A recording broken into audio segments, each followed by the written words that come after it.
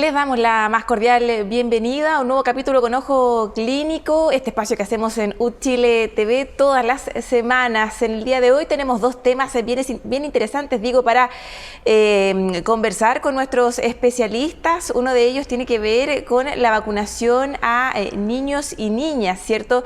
Durante este proceso de la pandemia hemos visto también cómo se ha ido incorporando, se ha ido extendiendo este plan de inoculación del gobierno, ¿cierto? Y ya son los más pequeñitos quienes también están recibiendo sus dosis contra el coronavirus. En una segunda parte del programa también vamos a estar hablando sobre métodos anticonceptivos. Es bien importante hablar sobre estos temas, ¿cierto? Vamos a estar hablando con una especialista, con una doctora, frente a los mitos, a las verdades en torno, por ejemplo, a las pastillas anticonceptivas y también a otros métodos de cuidado, ¿cierto? Femenino y también para los hombres.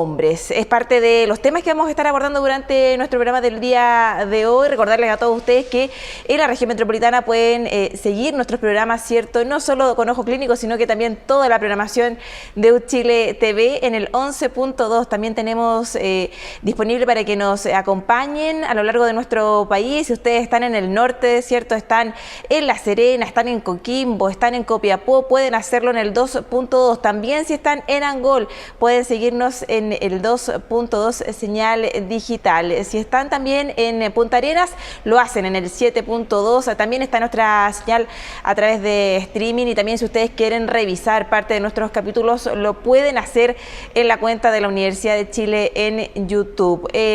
Como saben, ahí están apareciendo en pantalla también todos los canales de comunicación para que sean parte de esta comunidad, y de esta forma entonces comenzamos un nuevo capítulo en Con Ojo Clínico. Y para iniciar la conversación, los quiero invitar a que comencemos con una nota, ¿cierto?, que nos introduce a los temas más importantes, a las noticias que hemos tenido durante los últimos 7 días en torno a la pandemia. La ley la preparó, hizo todo el trabajo Aldo Vidal.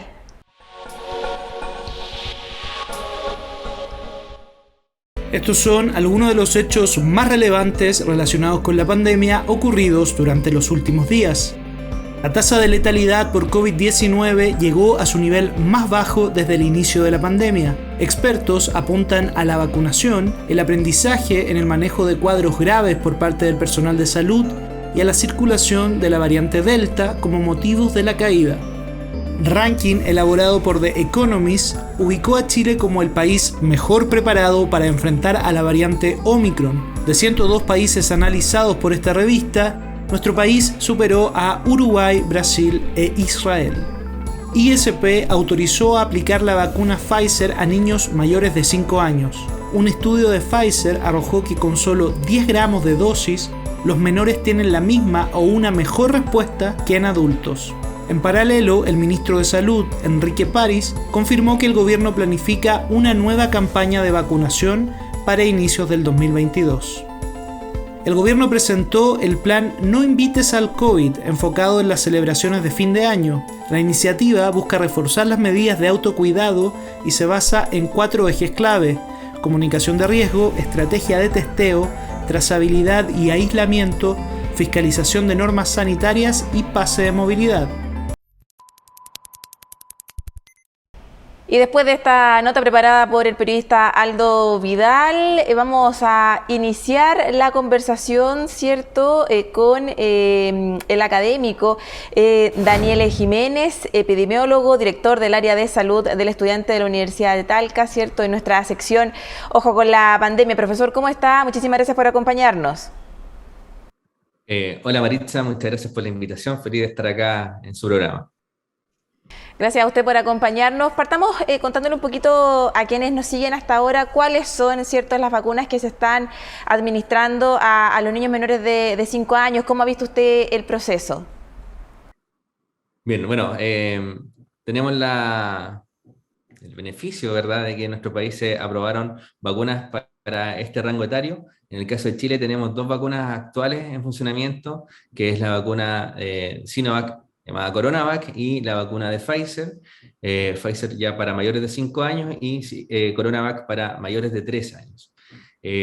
Ha sido un proceso que en general, de acuerdo a las estadísticas que nos menciona el DEIS, hay cerca de un 70% de personas vacunadas en ese rango etario. Entonces, sí, es algo súper positivo que obviamente hay que fortalecer. No está, lamentablemente, el específico para el rango etario más pequeño, pero es un proceso que se está llevando a cabo en la atención primaria de salud de todo nuestro país. Profesor, ¿por qué era tan importante incluir a esta parte de la población, ¿cierto?, en el plan de vacunación? Nosotros ya llevábamos un par de meses, ¿cierto?, con la vacunación, primero por los públicos objetivos, ¿cierto?, focalizados, personas mayores, personas también con algunas enfermedades específicas. Pero ¿por qué era tan importante también incluir a los más chiquititos, ¿cierto?, a los niños y a las niñas? Bueno, es muy importante también incluir este rango etario, porque si bien los niños y niñas generan un cuadro mucho más leve o de manera sintomática, siempre también tienen la opción de ser un vector. ¿Qué quiere decir que ser un vector? Que pueden contagiar y llevar el virus a terceros. Si pensamos en un clúster familiar o un grupo familiar, un niño que haya sido expuesto podría llevar este virus a su casa, además de poder generar este cuadro. Hemos visto, y en Chile ya se han detectado varios casos del síndrome inflamatorio multisistémico, llamado PIMS, que y en el fondo son elementos que uno quiere evitar para que los niños también tengan una adecuada respuesta inmune para evitar estos eventos y así también dar un mayor control de la pandemia. Pensando en la familia, en los papás, en quienes tienen a cargo a niños y a niñas, ¿cierto? Explicar también cómo es el proceso para que una vacuna sea aprobada en nuestro país para su uso, ¿cierto?, de emergencia en la población. Hay estudios que respaldan esto. Es interesante también, ¿cierto?, explicar qué antecedentes hay para llegar a tomar esta decisión. Sí, bueno, en nuestro país es el Instituto de Salud Pública, el ISP, el que lidera la autorización del uso de vacunas, fármacos y otros. ¿Ya? En este caso la vacuna es el ISP a través de un grupo de expertos y expertas que lo que hacen es tomar toda la información científica y empírica, demostrada, ¿verdad?, de estas vacunas y cuáles han sido sus efectos, tanto a nivel de eficacia, quiere decir que si la vacuna realmente da una respuesta, genera una respuesta inmune en la persona adecuada, y también de seguridad para poder decir que es seguro vacunarse, que los efectos adversos no son más allá de los efectos esperados. Por ejemplo, es normal que a alguien le duele el brazo después de la vacunación, más de 1 o 2 días. Relativamente normal que haya fiebre. En el caso de los niños hemos observado que cerca del 70% genera este dolor de brazo y solo un 6% genera fiebre. Entonces, los efectos adversos, si uno lo compara con tener COVID, ¿verdad?, y estar enfermo por COVID, son mucho menores, lo que hace que obviamente sea una mejor elección estar vacunado. Uh-huh. Expliquemos también porque hay diferencias. O sea, tenemos la aprobación de la administración, ¿cierto?, de Sinovac, también de Pfizer, pero hay diferencias en las edades. Una es para pequeñitos, ¿cierto?, de 3 años en adelante. Hace un par de días nomás se aprobó, ¿cierto?, Pfizer para los menores desde los 5 años. ¿Por qué se da esta diferencia de edad?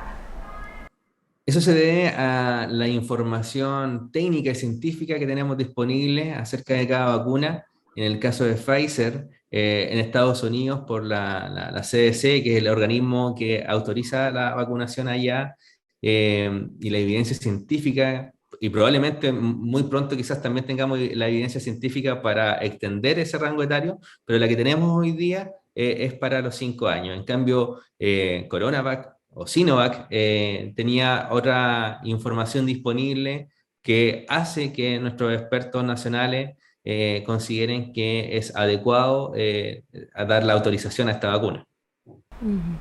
Usted recién hablaba de los efectos como colaterales, ¿no?, al proceso de inoculación. ¿Cuáles son estos? El dolor en el brazo. ¿Qué más podrían experimentar los niños y las niñas, cierto, al ser parte de este proceso de vacunación, al recibir sus dosis? Bueno, en general se reportan esencialmente un par de efectos, entre comillas, secundarios, llamados efectos adversos. El que más se repite, como decía, es el dolor del brazo, que cerca del 70% de todos los niños que han estudiado presentan esto. El otro ya en mucho menor porcentaje es la fiebre y en algunos casos un poco de decaimiento. Esos son como en general los efectos que se observan. Eh, y son los que más se repiten. Si bien podría ser que alguien tenga otro tipo de eventos, no son eventos significativos y también se puede deber a otras condiciones que pueda tener la persona, ¿ya? Porque hay que tener igual, todas las personas somos diferentes y alguien podría tener una condición específica que eso podría tener. Por eso siempre es importante igual conversar con su médico si es que su hijo o hija tiene una condición específica para que se le pueda también dar de la manera más segura la vacuna. En el caso de los adultos estamos ya, ¿cierto?, en una etapa de dosis de refuerzo, incluso se habla de esta posibilidad, lo decía hace algunos días el ministro de Salud, ¿cierto?, que están estudiando la posibilidad de que a partir de febrero también ya se hable de una cuarta dosis, ¿no?, de refuerzo. ¿Podría pasar esto también con los más pequeñitos? Y sumo a esto, ¿cierto?, si se sabe cuál es el rango de inmunidad que otorgan estas vacunas, ¿cierto?, ¿cuánto tiempo puede tener efecto en estas vacunas en lo más chiquititos, ¿no? Como la protección que puedan tener frente al COVID-19? Sí, bueno, en Chile ya hace un tiempo estamos con la dosis de refuerzo, esta llamada también tercera dosis en algunos casos. Dosis de refuerzo que tiene como objetivo, porque, bueno, ¿qué sabemos de cómo se comporta el sistema inmune? Sabemos que entre los 6 a 8 meses hay un decaimiento de la respuesta inmune generada por las vacunas y eso es algo relativamente como esperado dentro de la familia de los coronavirus. Esa es una complejidad que tiene el coronavirus, que pasa un tiempo y la respuesta inmune cae. Y es por eso que ya pasados los 8 meses se tomó la decisión, con toda esta evidencia científica, de decir, ok, necesitamos la dosis de refuerzo porque nos demuestra que al aplicar esta dosis de refuerzo, la respuesta inmune que se genera es una respuesta mucho más alta de la respuesta que estábamos teniendo. Entonces, en el fondo, es por eso que se da esta tercera dosis. Y esta otra dosis de refuerzo, la cuarta dosis de refuerzo, para los que nos vacunamos dentro de los primeros momentos de la vacunación, ya a partir del próximo año ya tendríamos esos 8 meses entre la dosis de refuerzo y esta cuarta dosis que se espera. Entonces, lo que uno observa, y al igual en niños, es que probablemente también los niños, no tengo la información específica, pero muy probablemente que los niños en un determinado tiempo su respuesta inmune decaiga versus en estos 8 o 9 meses. Entonces es muy probable que también los niños también tengan que verse en esta tercera dosis y muy probablemente vamos a tener una cuarta y quizás una quinta, etcétera, porque lo que se está observando es que probablemente pase algo muy similar con lo que pasa como por ejemplo la influenza, que todos los años tenemos que vacunarnos porque todos los años se tiene que hacer este refuerzo del sistema inmune. Profesor, ¿se pueden mezclar vacunas? O sea, ¿puede un niño recibir la vacuna contra coronavirus y después recibir la de la influenza o otra dentro de su calendario, ¿cierto?, del plan de vacunación que tienen los menores? Sí, ahí el ministerio ha hecho todo un calendario, ¿sí? Si bien los niños tienen unas vacunaciones, unas vacunas que se les pone cuando son muy chiquititos. De hecho, se está pensando en mezclar las vacunas para que se vean solamente expuestos a una inyección y no tengan que volver a pasar por eso, que de repente puede ser un poco traumático el tema de las agujas con los niños. Entonces, se está pensando en tener esta mezcla de vacunas quizá en el corto plazo o mediano plazo para que no estén expuestos a tanta aguja. ¿Son seguras las vacunas? Pensando en quienes tienen dudas todavía, ¿cierto?, que no están tan seguros, pensando que son sus hijos, ¿cierto?, o sobrinos. ¿Son seguras las vacunas? Sí, y hay que hacer mucho énfasis. Nuestro país es un país que a nivel de salud pública es muy riguroso cuando acepta da la autorización.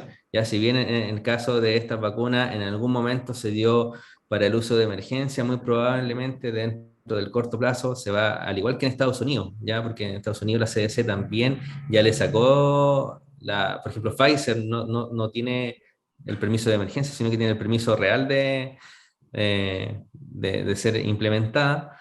Eh, y eso hace que nos demuestre que las vacunas y todo este proceso que pasan, que no es un proceso simple, un proceso, como decía, muy riguroso, haga que las vacunas nos demuestre que son eficaces, primero porque eso también es importante, que den la respuesta inmune que necesitamos y que sean seguras.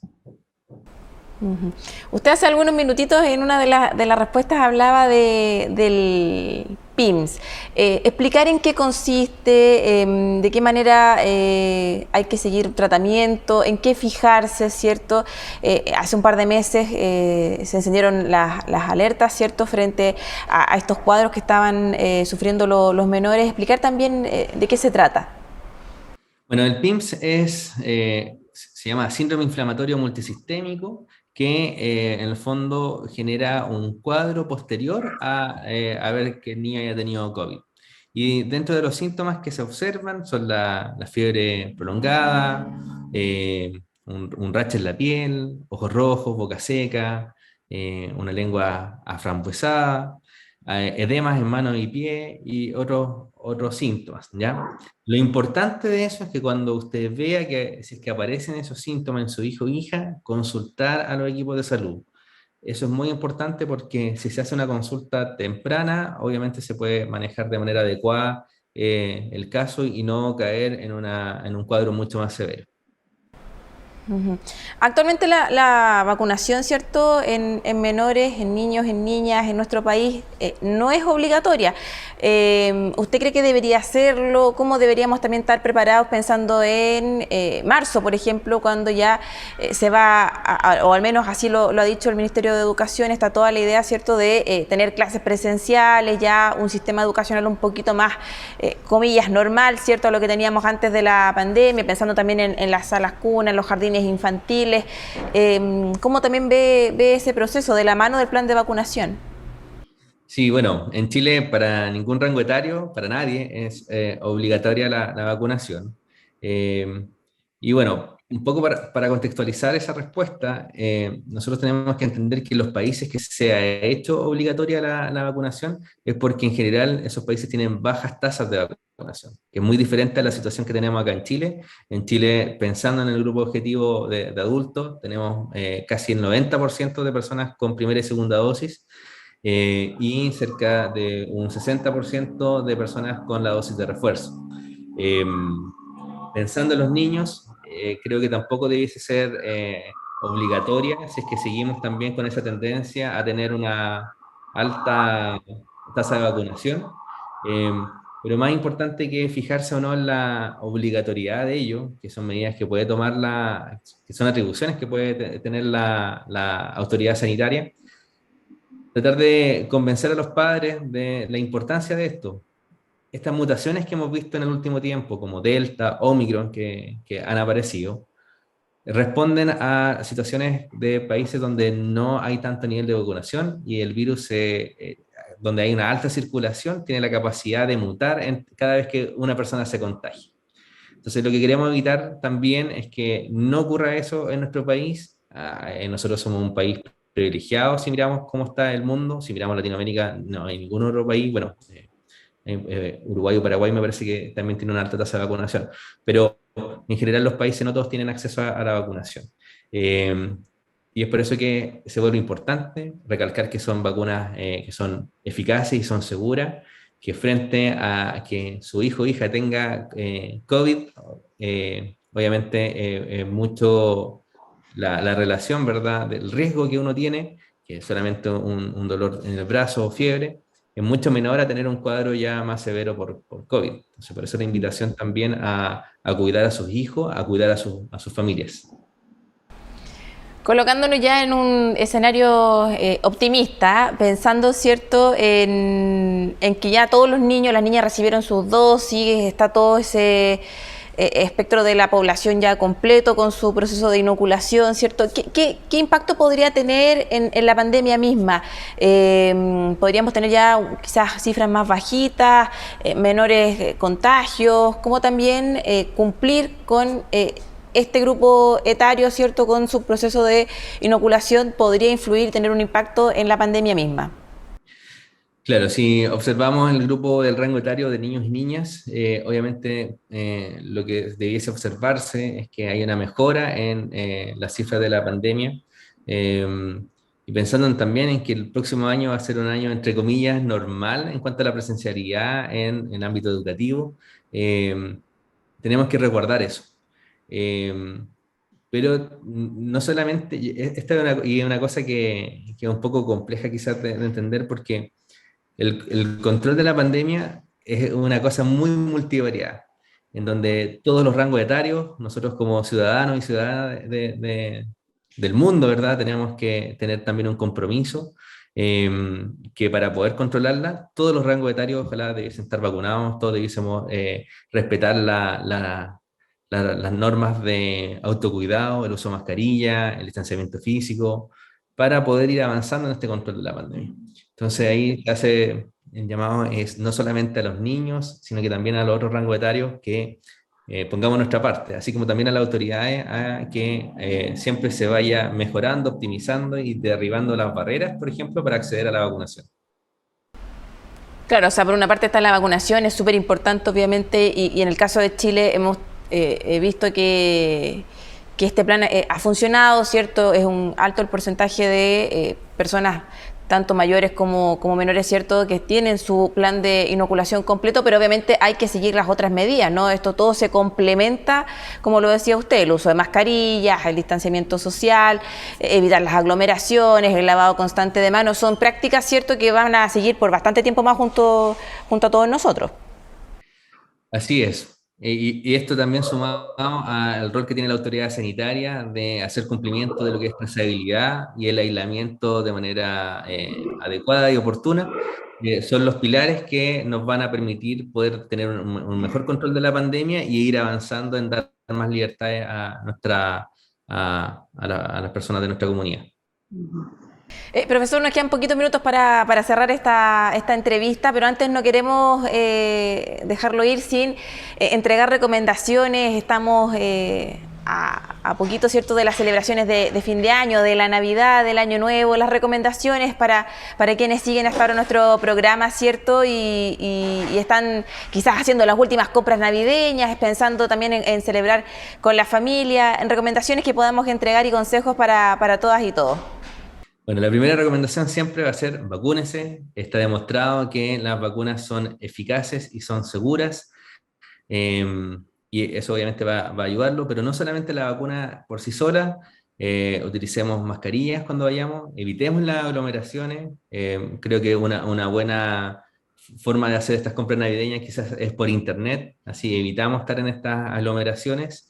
Eh, eh, Tratemos de utilizar espacios ventilados, el lavado de manos y el distanciamiento físico se hacen algo importante, pero también pensando ya en esta dinámica más familiar que se puede dar en la cena navideña o diferentes dinámicas que se pueden dar en estas fechas, ahí nada, ojalá tómense su PCR, cuídense. Pero va a ser difícil, porque yo creo que es muy difícil decir, oye, no voy a ir a ver a mis papás o a algún familiar y no sacarse la mascarilla y comer, ¿verdad? Entonces, más que nada, si tiene algún síntoma, por favor, tómese un PCR y no se junte con su familia o sus seres queridos. Eh, y obviamente, si tiene alguna acción de riesgo de haber sido contacto estrecho u otro, no exponga a su familia porque podría contagiarlo y obviamente no queremos que nadie caiga al hospital ni menos muera por esto. Entonces, también tenemos que tener esa responsabilidad y transparentar si es que hemos tenido alguna conducta de riesgo en este último tiempo y evitar juntarnos con otras personas, si es que ha sido así. Exacto, o si va a compartir la mesa, ¿cierto? Aprovechando que las temperaturas también han estado más cálidas, de repente hacerlo al aire libre, en el patio o con ventanas abiertas, puerta abierta para ventilar también en caso de que quieran compartir. Hay que cuidarse, ¿cierto? Hay que tomar medidas para prevenir. Profesor, le queremos agradecer por estos minutitos, por ser parte de nuestro programa en Con Ojo Clínico. Muchísimas gracias.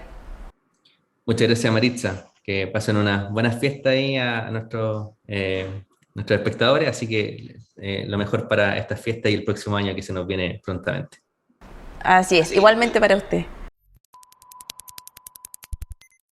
Hemos estado durante las últimas semanas en un ciclo que ha estado a cargo, ¿cierto?, de la profesora de la Escuela de Salud Pública, jefa del programa de salud mental, justamente de esta unidad de la Universidad de Chile, Olga Toro, en nuestra sección Con Ojo de Especialista. Hemos estado abordando distintas aristas, distintos temas referentes a la salud mental. En el día de hoy vamos a abordar junto a la profesora, ¿cierto?, Olga Toro, la autoestima. Se habla harto de la autoestima, autoestima baja, autoestima elevada, qué es sano, qué no es sano, de qué manera también trabajar este tema, los problemas también relacionados justamente a una autoestima más bajita, es parte de lo que nos explica en nuestra sección Con Ojo de Especialista la profesora Olga Toro.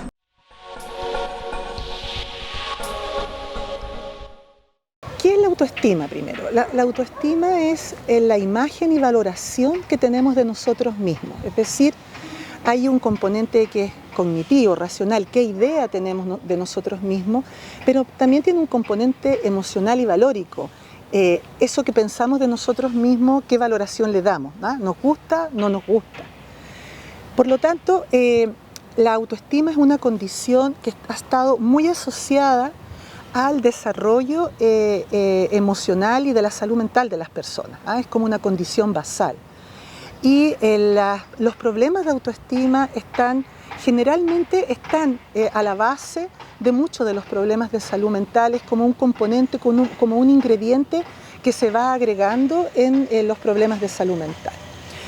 Las personas con autoestima baja frecuentemente tienen ideas de que son menos importantes que el resto, siempre miran que el resto está mejor que ellos mismos. Sienten que no son atractivos, no solo físicamente, sino que socialmente. Sienten que cuando tienen éxitos, sienten que es gracias a algo que pasó por suerte afuera, ¿ah? Es lo que llamamos el locus de control externo. Pero cuando les va mal, sienten que es todo su culpa. Entonces los éxitos los tienen puestos afuera y los fracasos los tienen puestos dentro, ¿no? En el locus de control interno. Es probable que un desarrollo menor de la autoestima tenga que ver con las historias de vida, ¿no? De cuánto desde la infancia esas personas se sintieron queridas, protegidas, estimuladas en su desarrollo. Y cuando no ha sido así, es altamente probable que la autoestima se vea afectada. Las personas que quieren mejorar su autoestima, y siempre es bueno trabajar por querernos, es importante que se detengan a reflexionar, a explorar por qué será que se están sintiendo menos valoradas, ¿ah? Que exploren cuáles podrían ser las razones de esta mala valoración que tienen de sí mismos. Es importante acercarse a los seres queridos para contarles lo que les está pasando y hablar de sí mismos, ¿no? Poder hacer listas de cuáles han sido las cosas buenas que les han ocurrido en el día y poder ir tomando conciencia de cuánto han puesto ellos de esfuerzo, porque se van a encontrar que ellos han puesto grandes esfuerzos por las cosas buenas que les han ocurrido, ¿no? Entonces hay un proceso que tiene que ser reflexivo y ojalá acompañado por los seres queridos.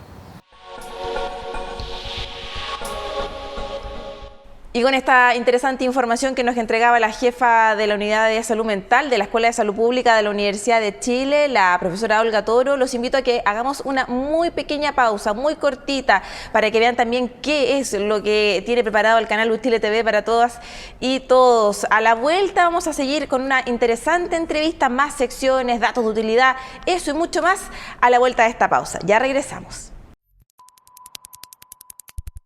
Regresamos después de esta pequeña pausa comercial a nuestro programa, ¿cierto? Donde vamos a estar hablando ahora sobre los métodos anticonceptivos. Desde los años 60, justamente, las pastillas, los métodos anticonceptivos tomaron gran fuerza y es parte justamente de lo que nos cuenta en la siguiente nota Francisco Contreras, para introducirnos en el tema que vamos a abordar con la siguiente especialista en nuestro programa. Mire.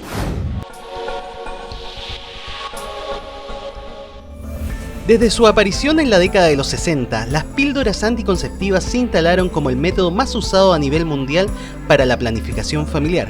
Sin embargo, a pesar de lo extendido de su uso, aún existen varios mitos sobre sus efectos en el organismo.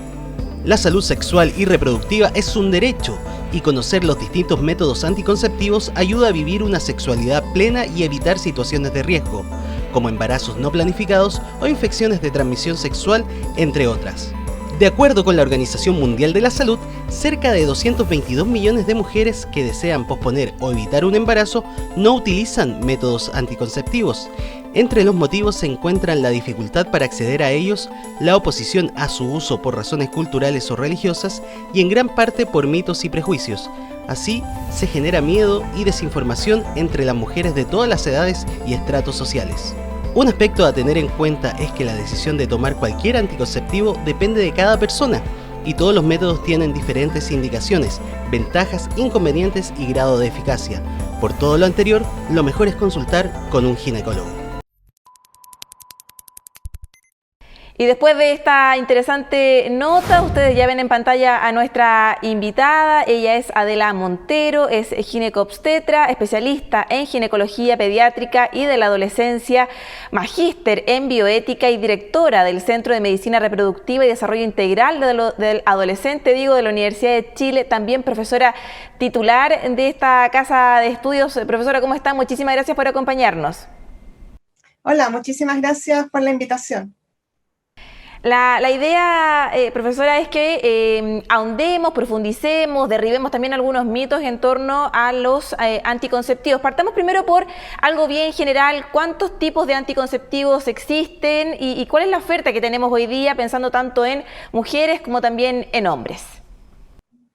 Bueno, yo les diría que el tema de la regulación de la fertilidad ha sido uno de los grandes avances científicos del siglo XX. Y esto ha permitido, tal como lo dice su nombre, regular la fertilidad y sobre todo en nuestro país, cuando el aborto inseguro producía una alta mortalidad en las mujeres. Entonces, el poder planificar cuántos hijos, el tiempo en que se desean tener, etcétera, que está dentro de los derechos sexuales y reproductivos, ha sido un gran avance.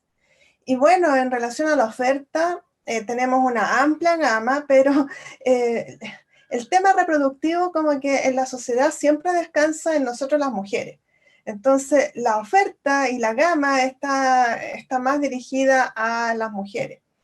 Y desde ahí podemos decir que, bueno, vamos desde las píldoras anticonceptivas, pasando por los preservativos, los métodos inyectables, que pueden ser mensuales o trimestrales, y los dispositivos intrauterinos, los implantes. Y dentro de esto último que acabo de nombrar, lo que se viene ahora, desde hace bastantes años ya, es el tema de los métodos LARCs, que son los métodos de larga duración irreversible. Y dentro de estos métodos de larga duración irreversible están los implantes, que se colocan de manera subcutánea, y los dispositivos intrauterinos. Ustedes deben saber que los dispositivos intrauterinos en nuestro país están desde hace muchos años. Deben conocer la T de cobre 380A. Pero en los últimos años también han aparecido dispositivos que vienen medicados con una hormona que se llama levonorgestrel. Antes de seguir, quiero decir que no tengo conflictos de intereses para hablar de estas temáticas, pero que yo no me voy a referir a marcas comerciales cuando hablemos de anticonceptivos.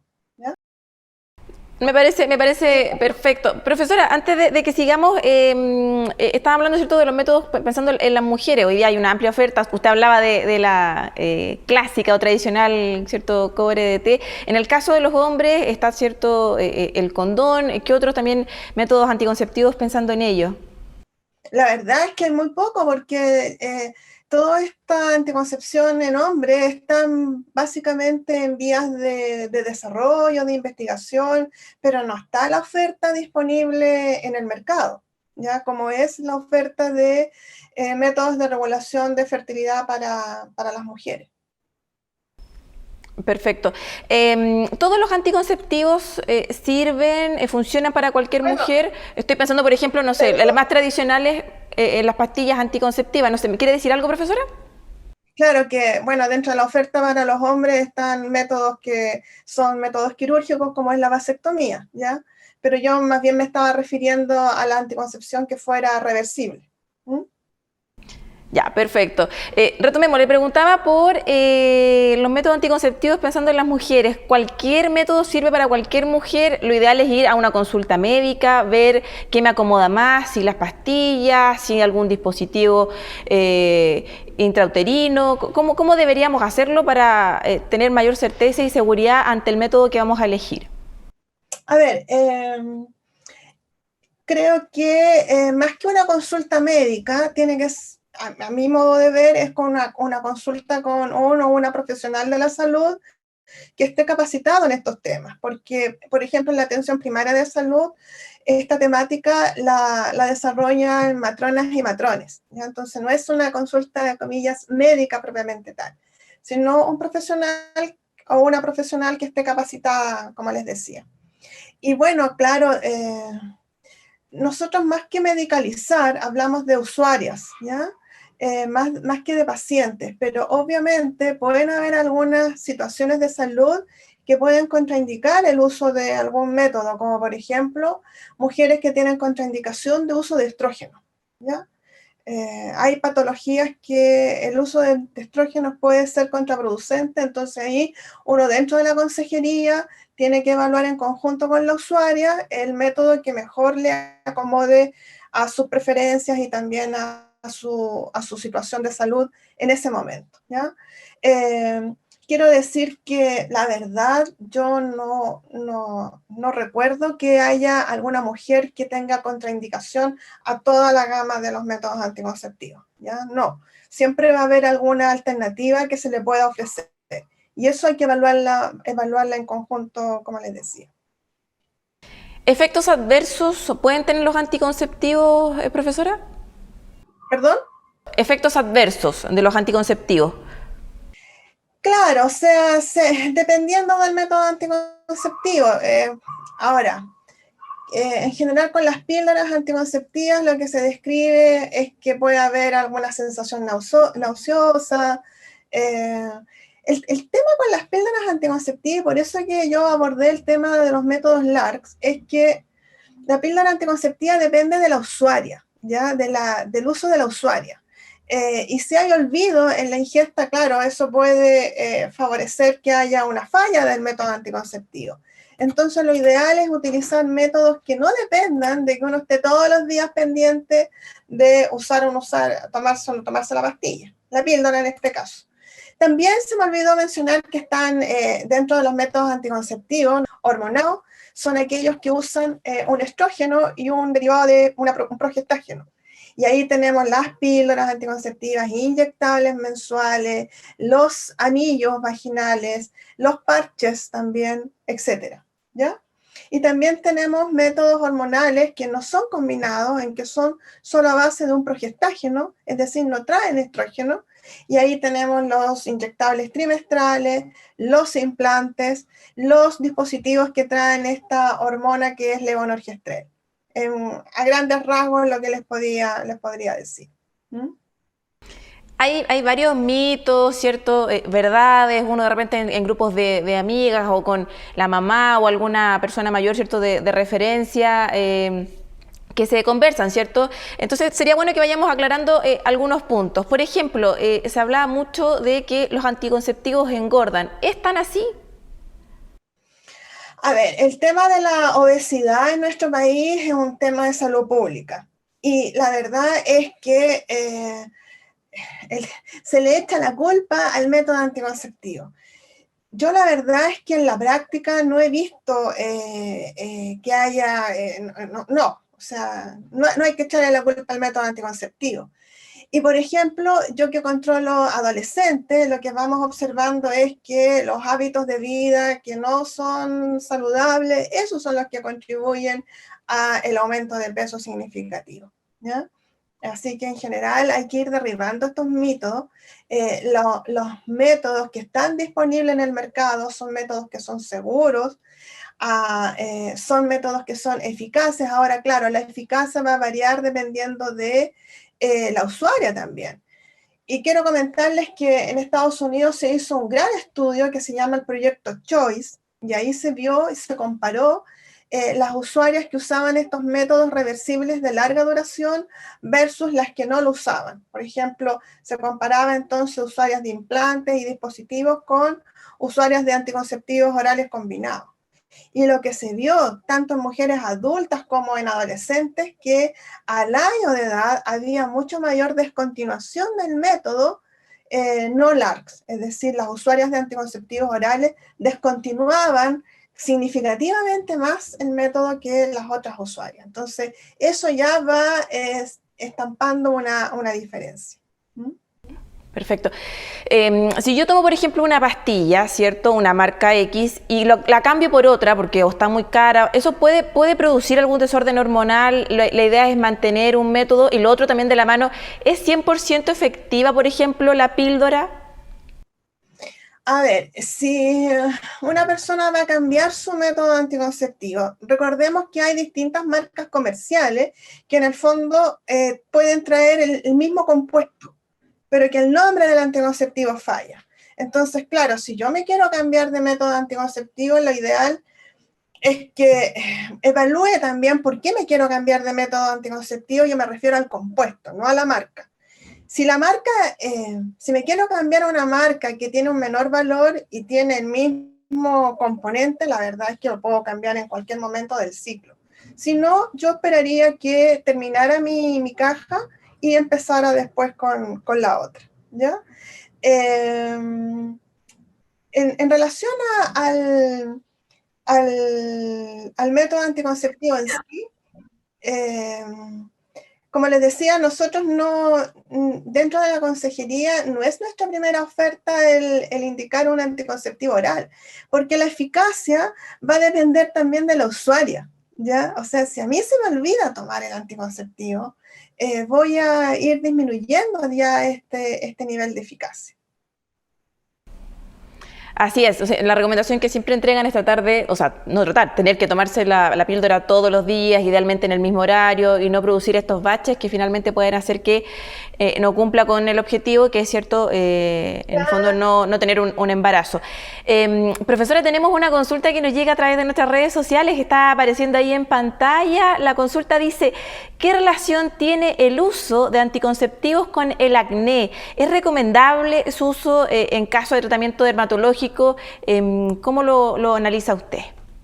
Bueno, los anticonceptivos combinados, es decir, los que extraen estrógenos y progestágeno, el efecto del estrógeno, por una parte, ayuda a mejorar el acné, porque además aumenta el nivel de una hormona que hace que transporte los andrógenos que nosotros producimos en nuestro organismo. Por lo tanto, hay menor cantidad de ese andrógeno que ande libre y por lo tanto que esté actuando y provocando acné. Y por otro lado, en estos anticonceptivos combinados, el progestágeno, hay algunos que tienen un efecto antiandrogénico mucho más potente que otros, ¿ya? Y sí, nosotros lo utilizamos para el manejo del acné, sobre todo en este acné que es de mayor relevancia. Ahora, siempre detrás de un acné moderado a severo hay que ir a investigar posibles causas que esté provocando el acné. Es decir, por qué. Primero hay que determinar si hay un exceso de andrógenos y si hay un exceso de andrógenos, ver de qué origen son, ¿ya? Habitualmente en nuestro organismo las mujeres producimos estos andrógenos a nivel de ovario y a nivel de una glandulita que está arriba del riñón que se llama glándula suprarrenal. Pero en condiciones fisiológicas, la verdad es que estos andrógenos influyen en el tema de nuestro desarrollo, pero no deberían provocar un acné moderado o severo. Entonces uno tendría que ir a investigar alguna causa en relación a esto. Ahora, desde un punto de vista práctico, para nosotros, para mí al menos, la indicación de un método anticonceptivo para prevención de un embarazo es una indicación de urgencia, ¿ya? Entonces yo no puedo demorar la indicación de un método anticonceptivo esperando hacer todo un estudio acabado y esperando que me lleguen los resultados, porque en ese intertanto puede haber un embarazo, ¿ya? Y eso ha ocurrido. O sea, han habido situaciones en que por solicitar toda esta materia de exámenes a la mujer no se le ha indicado el método anticonceptivo y terminamos entonces con un embarazo. En ese caso, uno puede elegir otro método que no tenga una interferencia hormonal, supongamos, puede ser un dispositivo intrauterino, como una T de cobre, y ahí eso hay que evaluarlo con la usuaria, ¿ya? Pero no olvidemos que aquí el propósito del método anticonceptivo es la prevención del embarazo. Y claro, tiene como estas otras implicancias, este otro apoyo que uno lo pudiera utilizar para efectos de un manejo del acné, apoyado también con las medidas dermatológicas que corresponden. Uh-huh. Sigamos derribando mitos y verdades. Son varias las consultas también que aparecen cuando uno habla estos temas, ¿no? ¿El uso prolongado de anticonceptivos, profesora, puede afectar la fertilidad de la usuaria? A ver, nosotros estamos hablando de métodos que son reversibles. Todos los que yo he nombrado son métodos reversibles. Por lo tanto, no afectan la fertilidad futura. Lo que sí hay que explicarle a las usuarias que hay situaciones dentro de nuestra salud sexual y reproductiva que sí pueden afectarla, como es que nosotros adquiramos alguna infección de transmisión sexual.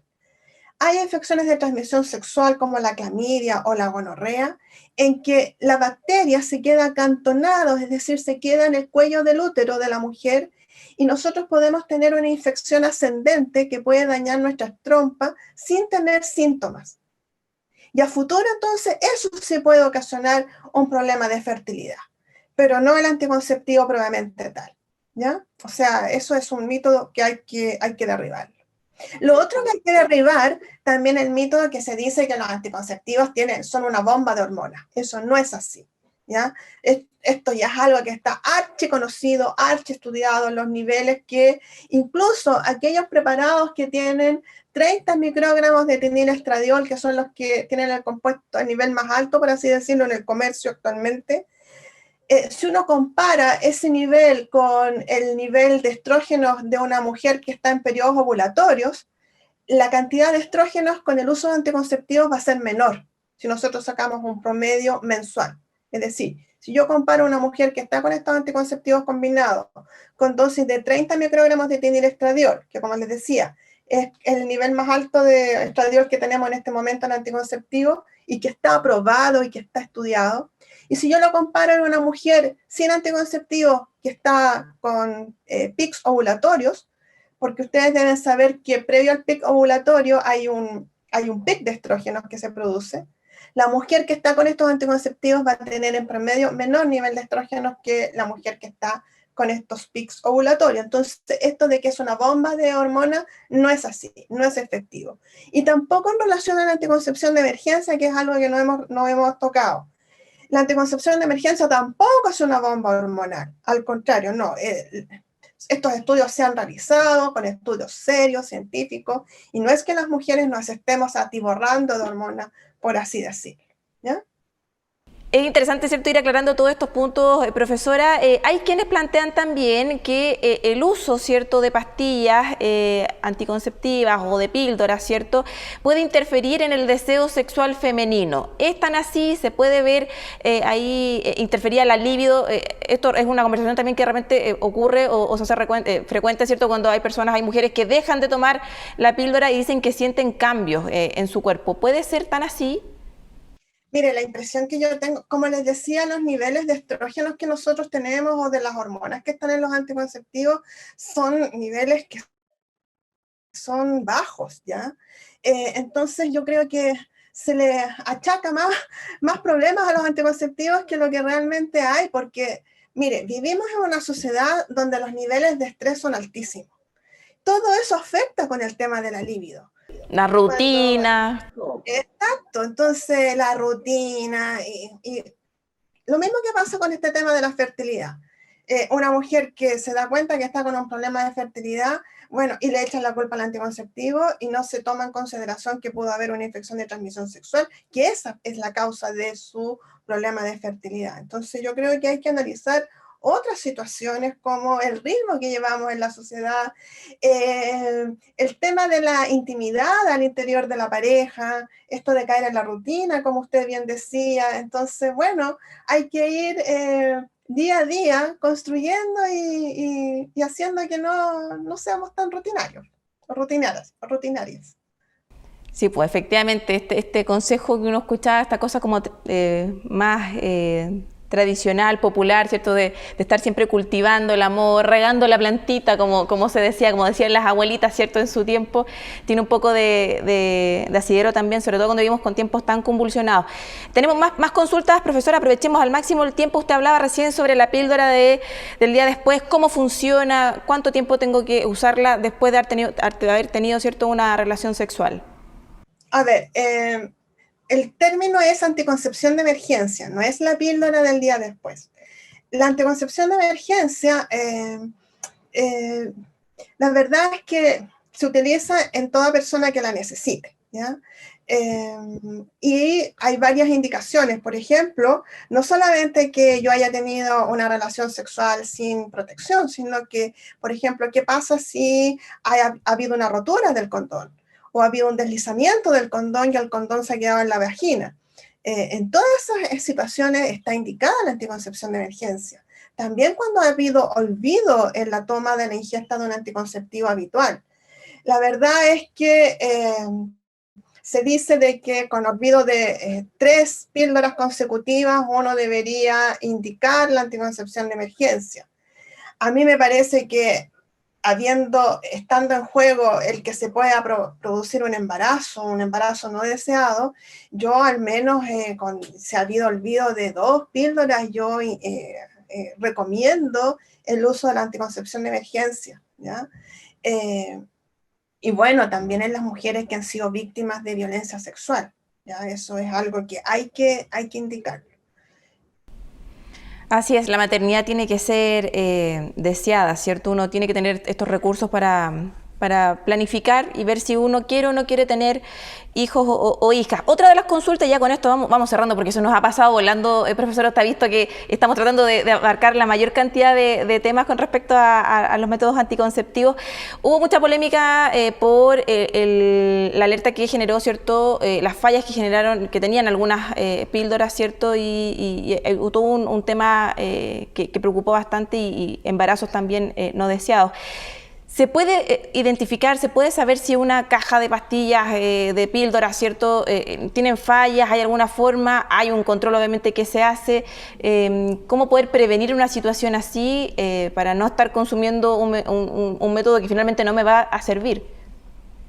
Bueno, lo que pasa es que estamos hablando mucho de las píldoras anticonceptivas y yo partí diciendo que estamos con los métodos LARCs. De hecho, en la consejería, estos métodos LARC son los que tienen menos índices de falla, de fracaso, menos reacciones adversas. Entonces, nosotros partimos ofreciendo estos métodos LARCs, ¿ya? Que como dije, eran implantes y dispositivos como la T de cobre o estos dispositivos medicados con levonorgestrel. Ahora, ¿qué recomendarle a la usuaria que está usando un anticonceptivo oral combinado? Bueno, habitualmente las cajas traen 28 pastillas. Aquellas cajas que traen 28 pastillas vienen divididas en colores, 21 de un color y 7 del otro color.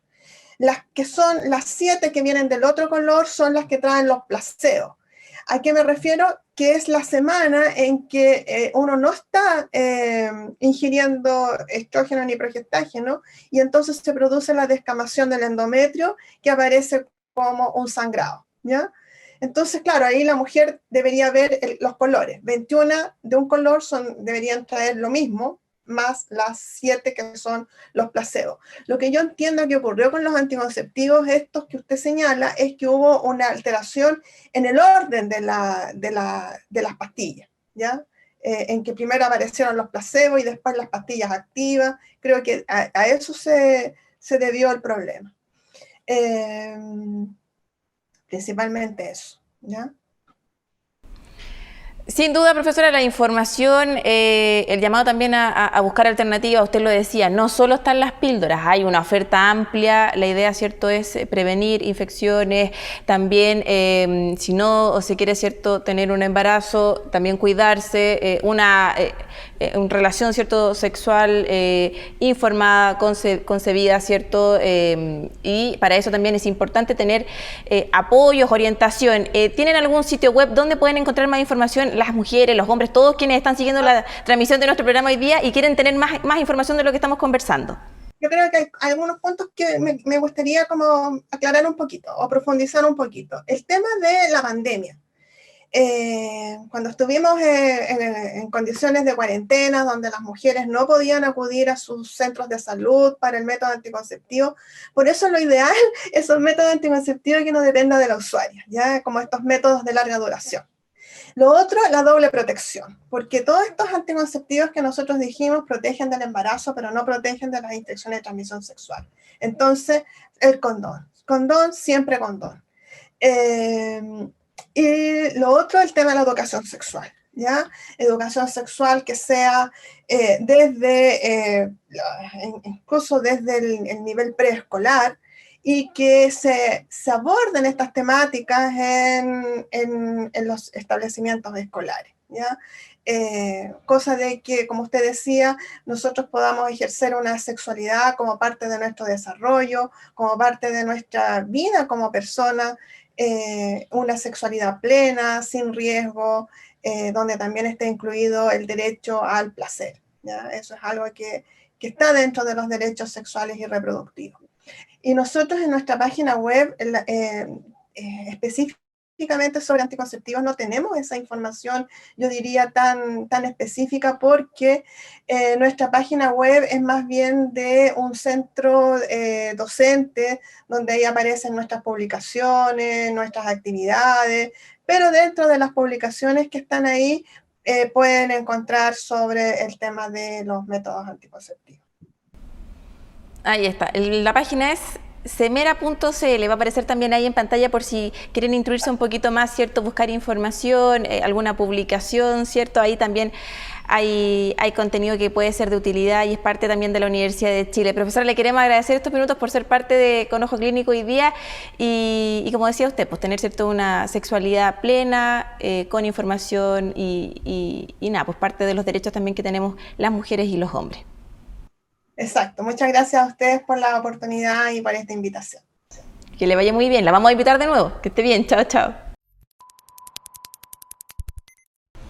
Ya estamos a muy poquito de las celebraciones de Navidad, estamos viviendo las últimas semanas de este 2021 y en nuestro dato de utilidad los queremos invitar a Apadrina una carta. En el sitio de Correos Chile está toda la información, se encuentran digitalizadas las cartas de niños, de niñas de todo el país que le han enviado sus solicitudes al viejito pascuero, que piden algún regalo, algún obsequio para ellos, también para sus familias, sus familiares, sus amigos, sus cercanos. Es parte de un proceso que ya es una tradición en Correos Chile. En el sitio pueden ustedes buscar la información, filtrar, ¿cierto?, dependiendo de sus preferencias. La idea es aportar, ayudar, colaborar de manera distinta a las celebraciones de fin de año, específicamente en este caso a la Navidad. El sitio es, y está apareciendo ahí en la pantalla, navidad.correos.cl/cartas. Ahí ustedes encuentran toda la información de esta campaña Apadrina una carta. Es parte del dato de utilidad que les entregamos esta semana en Con Ojo Clínico. Ya estamos llegando al final de nuestro programa. Como siempre, agradecerles a todas, a todos por ser parte de esta comunidad que hacemos en UChile TV, específicamente en nuestro programa Con Ojo Clínico, siempre abordando temas de pandemia, de la pandemia, ¿cierto? Y también temas de salud en general. Agradecerles a todos por su sintonía. Nos reencontramos en la próxima semana. Que tengan muy buenas noches.